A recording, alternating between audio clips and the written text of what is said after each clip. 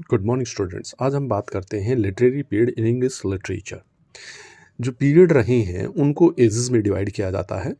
अगर हम इनके नेम के ऊपर बात करें तो हमें ज़रूरी होगा, अगर हमें हिस्ट्री ऑफ इंग्लिश लिटरेचर को समझना है तो ये हमारे लिए ज़रूरी है हम हिस्ट्री जो ऑफ इंग्लैंड को समझें कि इंग्लैंड की हिस्ट्री उस समय क्या थी, उस समय कौन किंग रहा, कौन क्वीन रही, या उस समय का सोशल, इकोनॉमिकल, पॉलिटिकल और रिलीजियस बैकग्राउंड क्या था। ये चीज़ें बहुत ज़रूरी है समझने के लिए। और लिटरेरी पीरियड है, बेसिकली इनका 3 वजह से नाम रखा गया, 3 रीज़न रहे हैं। पहला, उस टाइम के किंग या क्वीन उनके नाम पे रहा, जैसे कि हमारे एलिजाबेथन एज हो गई, जैकोबियन एज हो गई, कैरोलिन एज हो गई, जिसमें जैकोबियन एज में कौन आता है, हमारा किंग जेम्स है। जेम्स भी कौन सा, फर्स्ट, किंग जेम्स फर्स्ट। ठीक है। अगर हम कैरोलिन एज की बात करें तो हमारा यहाँ आ गया Charles first. Victorian age, queen Victoria England के रानी बनी। तो ये एजेस रहे हैं जिनका नाम वहाँ के किंग या क्वीन के नाम पे हुआ। दूसरा जो नाम रहा है लिटरेरी पीरियड का, वो रहा उस समय होने वाली इंपॉर्टेंट घटनाओं के हिसाब से, जैसे कि रेस्टोरेशन एज, जिसमें हमारा रिस्टोर हो गया था किंगशिप चार्ल्स सेकंड को। कॉमनवेल्थ एज, ये हमारी एक एज रही है, तो यह इंपॉर्टेंट घटनाएं रही। तीसरी जो कारण रहा है एज का नाम होने का, वो रहा है उस समय के कोई लिटरेरी फिगर या पर्सोना, पोएट जो रहे हैं, जैसे एज ऑफ पॉप हुई है, age of doctor Sam Johnson रही है। और इसी प्रकार जो हम बात करें रोमांटिक एज, रोमांटिक एज, देखिए ये क्या हुआ, यहाँ पे इंपॉर्टेंट घटना हुई क्या, लिरिकल बैलेड्स पब्लिश और वहाँ से हमारी रोमांटिक एज शुरू हो गई। तो ये 3 मेजर रीज़न रहे हैं किसी भी पीरियड को उसका नाम असाइन करने के पीछे। अब हम देखते हैं कि ये जो नेम है वो कैसे इंग्लिश लिटरेचर को डिवाइड, लिटरेचर है हमारा जो, अगर वो स्टार्ट करते हैं अप टू 450, दिस वन, इसको हमने दिया नाम डार्क एज। यानी ये एक ऐसी एज रही है जिसके बारे में हमारे पास कोई भी जो रिटन वर्क है, रिटन लिटरेचर है, वो अवेलेबल नहीं है। It's known as a gloomy age, इसको डार्क एज का नाम दिया गया है। इसके बाद हमारी बात होती है 450 से लेकर 1066, इस पीरियड को हमने नाम दिया है old English period, old English period. इस एज में हमारे 3 ट्राइबल लोग हुए हैं, जिसमें एक एंग्लो, दूसरा हमारा हुआ है सैक्शन और तीसरा हुआ है जूट। ये 3 जर्मन ट्राइब्स थे और एंग्लो जो लोग, एंग्लियन, इन्हीं से बनी है एंग्लो लैंड, और इसको आगे चलकर ये नाम बन गया इंग्लैंड। भाई इस समय का हमारे पास क्या था, सिर्फ एक ही एंग्लो सेक्शन पीरियड नाम, इसको वैसे शॉर्ट में इसे एंग्लो सेक्शन पीरियड भी बोल देते हैं, ओल्ड इंग्लिश पीरियड के नाम से भी जाना जाता है। इस समय हमारे पास एक वर्क, क्योंकि इस समय क्या होता है 106 में इसमें क्या हुआ था, नॉर्मैंडी जिसको हम बोलते हैं, नॉर्मैन कॉन्क्वेस्ट रहा, और उसने डिफीट किया किसको किया, हैरोल्ड को। हैरोल्ड, इस समय हैरोल्ड को डिफीट किया गया, और विलियम द कंकर, वो क्या बन गया, इंग्लैंड का किंग बन गया। इस समय हमारे पास सिर्फ एक ही वर्क अवेलेबल है, और वो वर्क है जो आधा अधूरा है, अनोनिमसली है, राइटर अननोन है, और वो है बियोवुल्फ।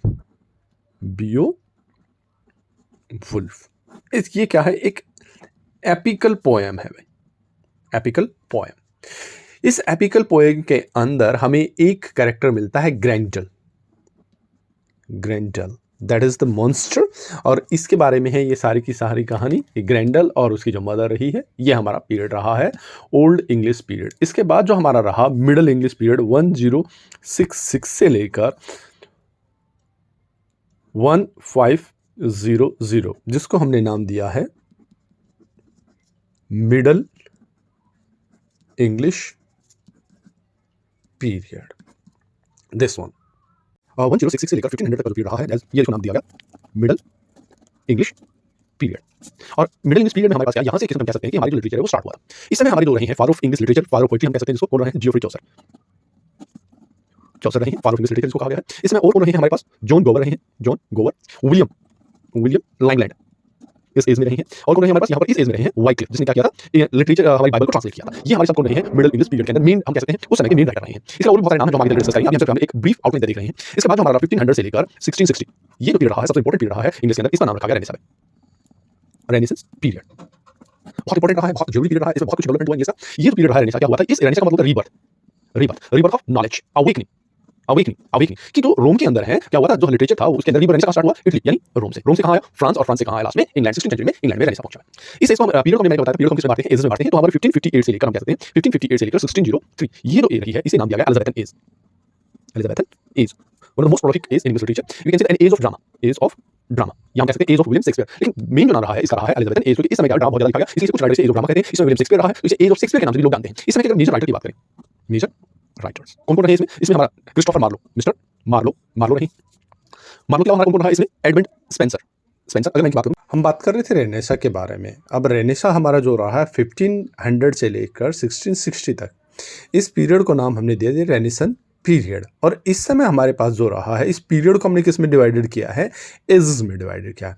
1558 से लेकर 1603, ये जो पीरियड, इसको हमने एज नाम दिया है कौन सा, एलिजाबेथन एज। इसे कहा गया age of drama, age of Shakespeare, क्योंकि इस समय एलिजाबेथन एज के अंदर जो ड्रामा है वो बहुत बढ़िया लिखा गया, इसलिए इसे एज ऑफ ड्रामा के नाम से भी जाना जाता है। और एज ऑफ शेक्सपियर की भी रही कहा जाता है इसको, क्योंकि विलियम शेक्सपियर इस टाइम रहा है। इस समय के जो मेजर राइटर की हम बात करें तो हमारे पास मेजर राइटर हैं, सर फिलिप सिडनी रहे हैं, क्रिस्टोफर मार्लो रहे हैं, विलियम शेक्सपियर रहे हैं, एडमंड स्पेंसर, फ्रांसिस बेयरमाउंट रहे हैं, सर फिलिप सिडनी। अब यहाँ इस टाइम का मैं ऊपर भी आ चुका है, दोबारा नाम आ चुका है, सर फिलिप सिडनी जिसने आर्केडिया लिखा है, थॉमस वेट जिसने सोनेट्स लिखा है, अर्ल ऑफ सरे रहे हैं, सर वॉल्टर रैलिग रहे हैं, फ्रांसिस बैकन रहे हैं। फ्रांसिस बैकन एलिजाबेथ इन एज में भी रहे हैं और जैकोबिन एज में भी रहे हैं। कुछ राइटर ऐसे जो दोनों एजेस में रहे हैं, क्योंकि ये जो 16th सेंचुरी थी, जो 17th सेंचुरी स्टार्ट हुई, उसकी शुरुआत के अंदर इन्होंने लिखना स्टार्ट कर दिया था। तो फ्रांसिस बैकन रहा है, बेन जॉनसन रहा है इस एज के अंदर। इसके अलावा इसके बाद जो पीरियड रहा हमारा एलिजाबेथन एज के बाद जो हमारी एज रही, वो रही है 1603 से लेकर 1625 तक। इस समय इंग्लैंड का जो राना किंग है वो बन गया जेम्स, और जेम्स को कहा गया जैकोबियन एज के नाम से जाना जाता है। It's a rain of James first, और जेम्स को किस नाम से जाना गया, जैकोबियन एज के नाम से जाना गया। ये इसने कब तक वहाँ पर रेन किया, 1603 से लेकर 1625 तक। और इस एज में हमारे पास जो राइटर रहे हैं, मेजर राइटर रहे हैं, जॉन डन रहा है, फ्रांसिस बैकन रहा है, रॉबर्ट बर्टन रहा है, जो चैपमैन रहा है, और जॉर्ज हर्बर्ट रहा है।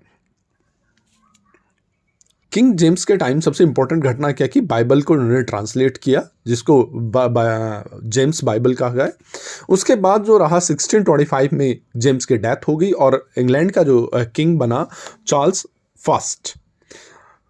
1625 से लेकर 1649 तक, ये इस समय जो रहा किंग जो इंग्लैंड का, अगर हम बात करें तो वो किसका टाइम रहा है, चार्ल्स फर्स्ट का टाइम रहा है। और चार्ल्स को क्या है, कैरोलियन, इसलिए इसका नाम दिया है Caroline age of Charles first.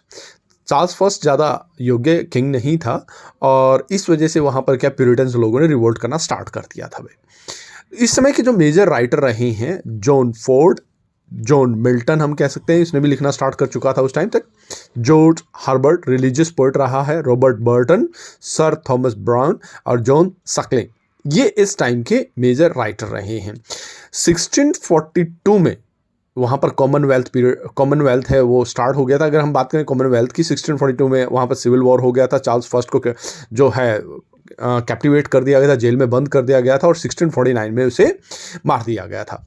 तो इस 1649 से लेकर 1660 तक का जो पीरियड रहा है, उसको हमने नाम दिया कॉमनवेल्थ पीरियड। अभी कॉमनवेल्थ पीरियड, इसमें दो लोग रहे हैं, ओलिवर क्रॉमवेल और रिचर्ड क्रॉमवेल। ठीक है, इस समय जो थिएटर हैं वो लगभग पूरी तरह से क्लोज हो गए थे। वैसे थिएटर और 1642 में ही क्लोज हो गए थे। इस समय कोई ड्रामा नहीं लिखा गया। इस समय के जो मेजर राइटर रहे हैं, हम बात करें, थॉमस फुलर है, जेरमी टेलर रहा है, इज़ाक वॉल्टन रहे हैं, हेनरी वॉन रहा है, जॉन मिल्टन रहा है, इसमें एंड्रयू मार्वल जिसने टू हिज कॉइनेंस लिखे, अब्राहम काउले रहा है। इस समय ये हमारे राइटर रहे कॉमनवेल्थ पीरियड के अंदर।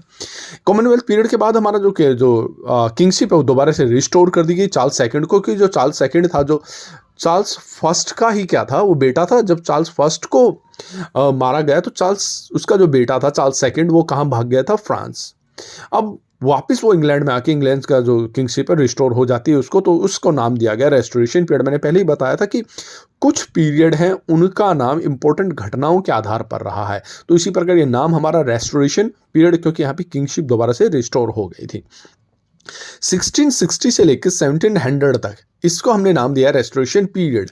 ये दूसरे शब्दों में हम कह सकते हैं नियो क्लासिकल पीरियड। एक नियो क्लासिकल पीरियड है वो कहाँ से स्टार्ट, क्योंकि हमारा जो रेनेसा है 1660 में फिनिश हो गया, तो उसके बाद 1660 से लेकर 1785 तक का जो पीरियड रहा है उसको हमने नियो क्लासिकल पीरियड के नाम से जाना जाता है। और उस नियो क्लासिकल पीरियड को हमने अलग अलग फिर एजेस में डिवाइड किया है, तो उसके अंदर हमारी जो 1660 से लेकर 1700 तक ये जो हमारी रेस्टोरेशन एज रही है, कुछ लोग इसको रेस्टोरेंट पीरियड के नाम से भी जान लेते हैं। तो हमें एक थोड़ा सा डिफरेंस हमें पता होना चाहिए कि जो पीरियड है वो एज उसके अंदर ही इंक्लूड होती है भाई। तो रेस्टोरेशन एज हम कह सकते हैं 1660 से लेकर 1700 तक। इस समय के जो मेजर राइटर या पोएट रहे हैं, जॉन ड्राइडन पोएट लोरेट रहा है, विलियम कॉनग्रेव जिसने the way of the world लिखा है, George Etherege, William Wycherley, Samuel Butler, sir William Temple, John Bunyan और जॉन लॉक इस टाइम के मेन राइटर। उसके बाद हमारा जो रहा ऑगस्टस एज 1700 में, 1700 से लेकर 1745 तक, इसे ऑगस्टस एज के नाम से भी जाना जाता है, एज ऑफ पोप, क्योंकि इस समय पोप जो था इस समय मेन राइटर था और इसलिए इसे एज ऑफ पोप के नाम से जाना जाता है। Neo classical, pseudo classical, neo classical, Augustus age, ये सारे इसी के नाम है। इसमें हमारा जो है रेन रहा जेम्स फर्स्ट का टाइम रहा। इसके अंदर मेजर राइटर अगर हम बात करें अलेक्जेंडर पोप रहा है, डैनियल डेफो रहा है, जोनाथन स्विफ्ट रहा है, सैमुअल जॉनसन रहा है, जोसेफ एडिशन रहा है जिसने एसेज लिखे हैं। इसके बाद हमारी जो एज है 1745 से लेकर 1783 तक, इसे नाम दिया गया age of sensibility, age of transition, age of doctor Johnson, Samuel Johnson की एज रही है इसको कहा गया है। और इस समय जो राइटर रहे हैं हमारे मेजर राइटर हम बात करें, रॉबर्ट बर्टन रहा है, ओलिवर गोल्डस्मिथ रहा है, एडमंड ब्रुक रहा है, जेम्स बॉसवेल रहा है जिसने लाइफ और हिस्ट्री लिखी है किसकी, डॉक्टर जॉनसन की, सैमुअल रिचर्डसन रहा है, हेनरी फील्डिंग बहुत इंपॉर्टेंट नेम रहा है, और टॉबिस स्मॉलेट रहा है। ये इस टाइम के हमारे एज ऑफ सेंसिबिलिटी के मेन राइटर रहे हैं।